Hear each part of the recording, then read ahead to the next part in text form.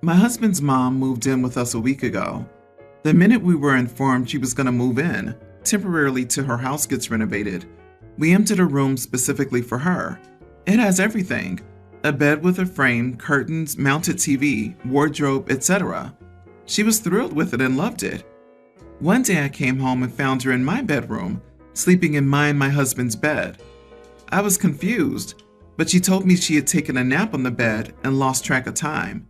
Since then, she started talking about how she loved the nap there and started hinting at wanting to take naps in our bedroom from now on.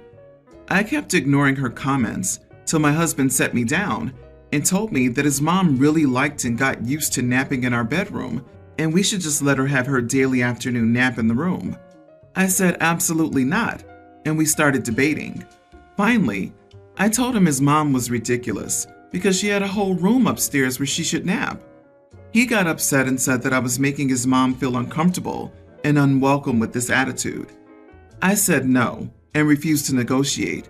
He called me selfish and mean for saying no and preventing his mom from feeling comfortable at his house. But I reminded him that I pay the full mortgage for the house while he blows money over gadgets and consoles.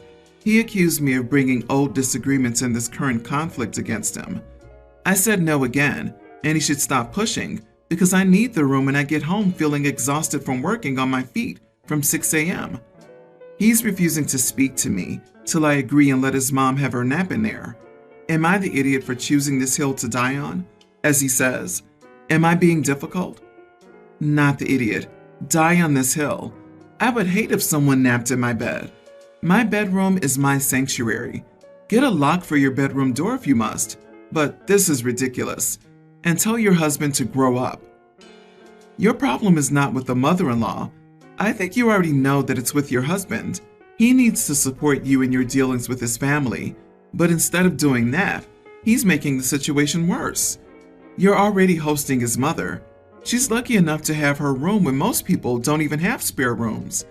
If there's a problem with her room, your husband must fix it so she's comfortable, but she cannot take over your room. Your room is private and off limits.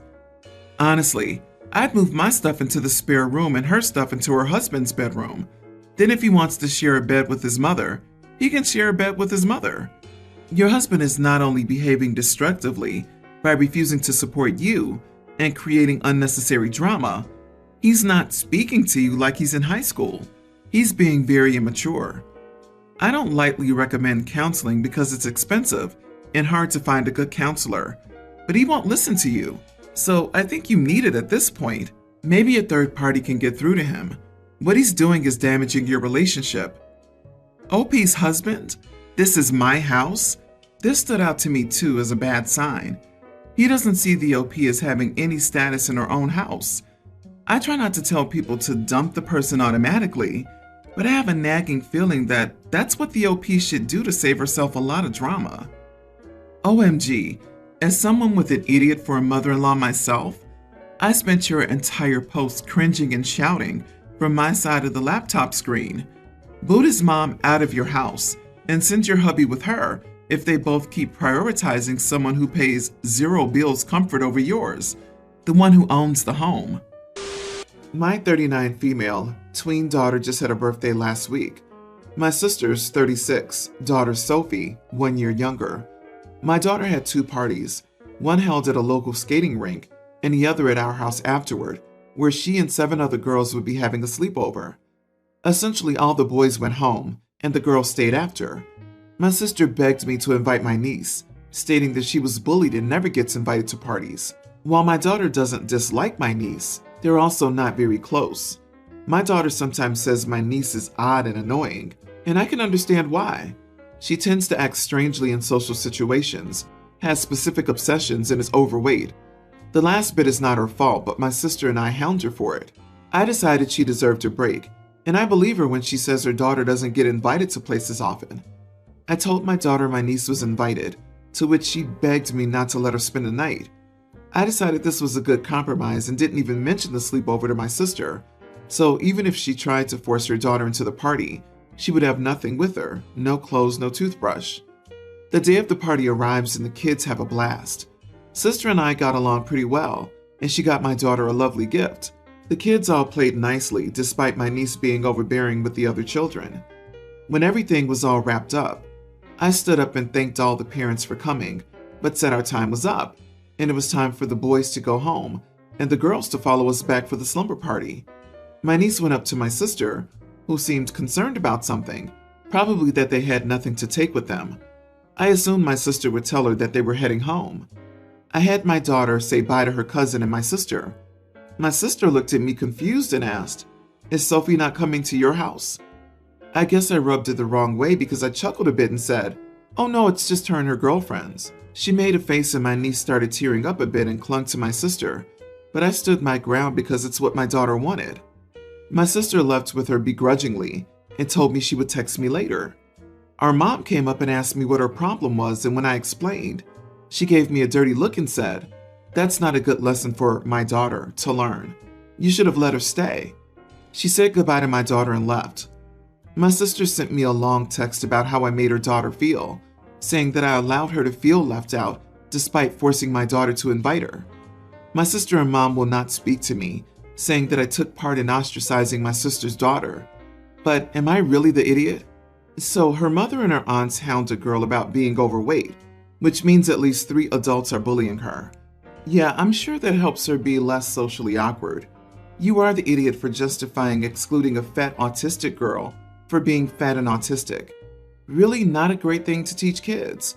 I don't think anyone should have to invite anyone they don't want to, but you come off as an idiot. You are the idiot, not for not inviting your niece to the sleepover, but for how you handled it. You humiliated that little girl in front of everyone. You made it very clear that she wasn't your daughter's friend, and that she was unwanted. That kind of thing sticks with children their whole lives. You're quite a mean person. Hope you're pleased with how you broke that little girl's heart. After all the other girls who were invited were sleeping over. You made it a point to announce that it was time for the boys to leave, and it was clear by your actions that your niece was the only girl who wasn't invited to stay over. That's a very crappy thing for an aunt to do, making her niece feel excluded and practically rubbing her face in it. I'm a mother of twins, 19 female. Their dad and I split up 6 years ago, and I'm now married to my husband, Kevin. Problem is, Kevin thinks that my girls are not disciplined, as they don't follow everything he tells them, because they don't see him as their father. We've already talked about it. Especially the parts where he expects them to dress how he wants them to, and behave how he wants them to. He even called them weirdos, but that's how teenagers are, and it's not a new thing. Anyways, I told him he needed to loosen up a little and lessen his expectations of them, but I get it's hard to do, given he was brought up in a conservative household with a hardcore Christian family.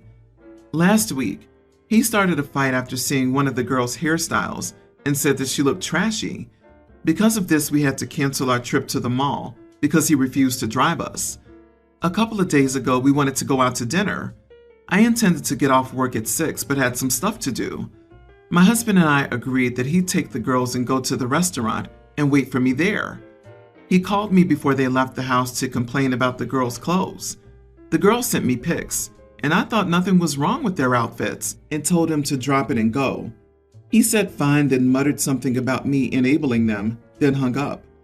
While I was still at work, I got a call from one of the girls telling me their stepdad had them stand and wait outside the restaurant because he didn't want to be seen with them dressed like that. I was stunned. I rushed to the restaurant and found them near the car. They explained he told them to wait in the car till he told them to come in, basically wait for me. They started crying. I had them get in my car, then went inside the restaurant and found him on his phone.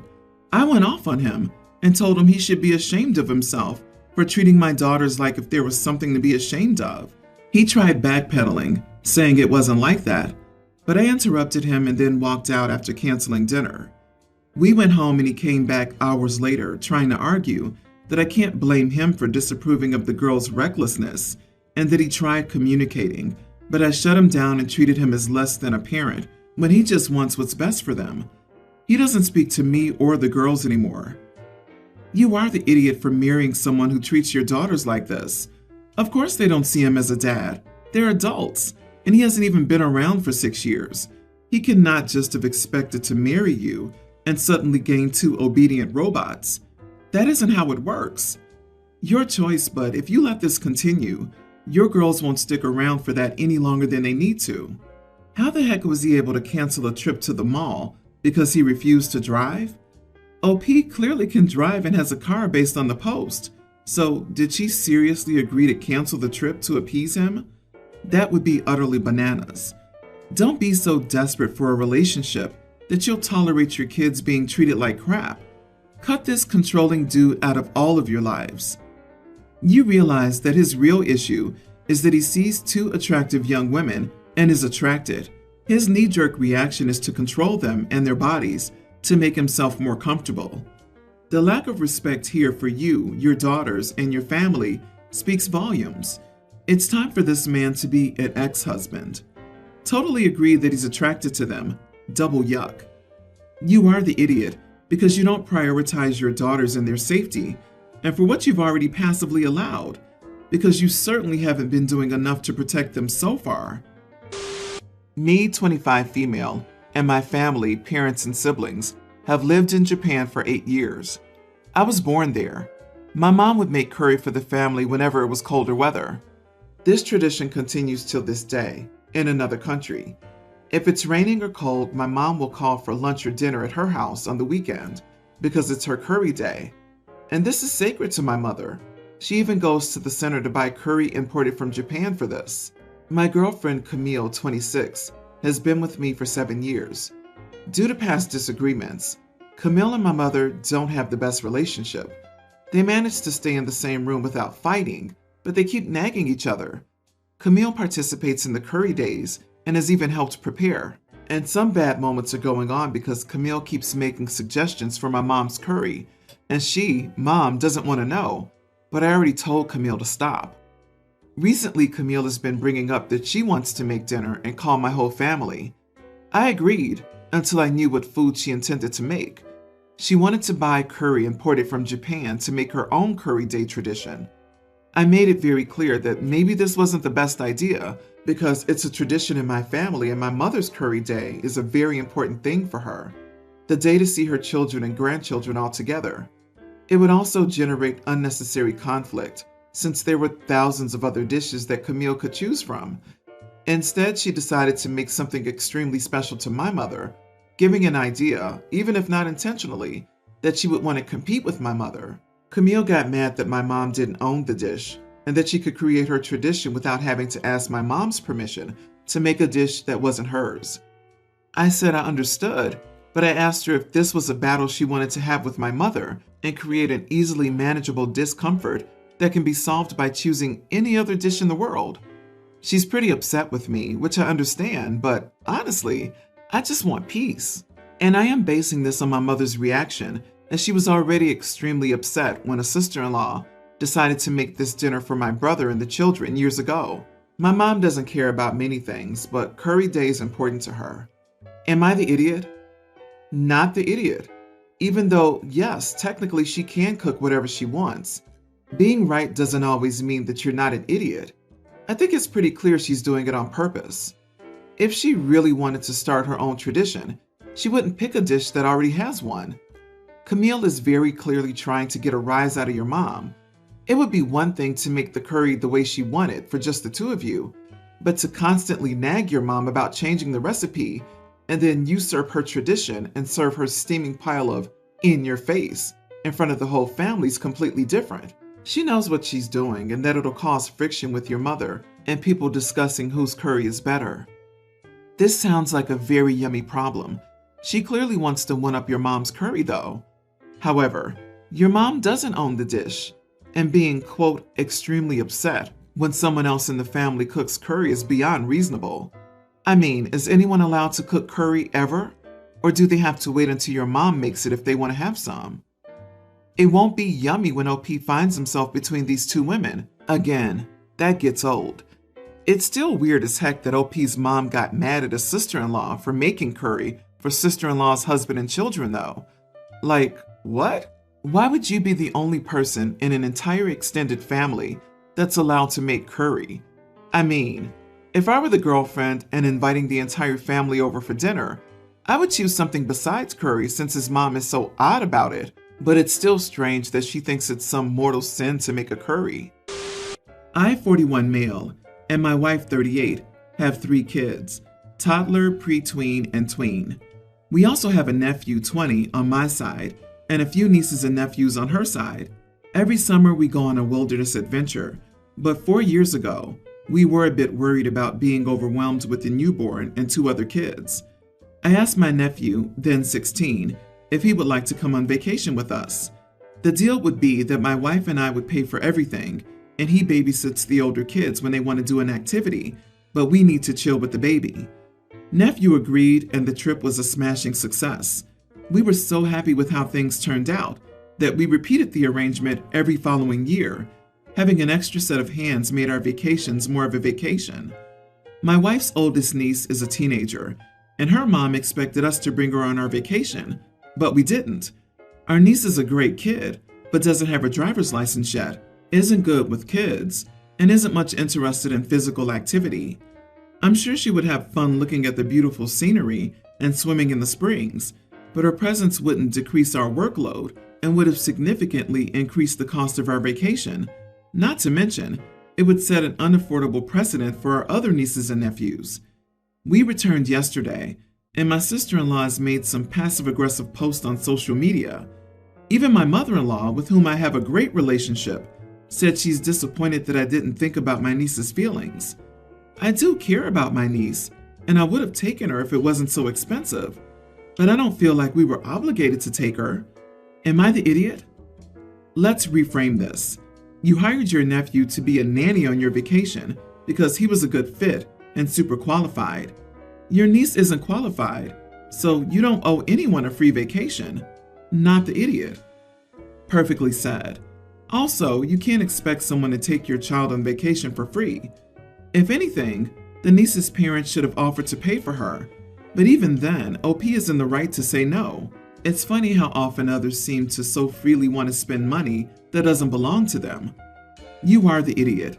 You've been taking your nephew for 3 or 4 years now, and I'm sure your niece has said something about it. What have you and her mom been telling her about why she hasn't been going?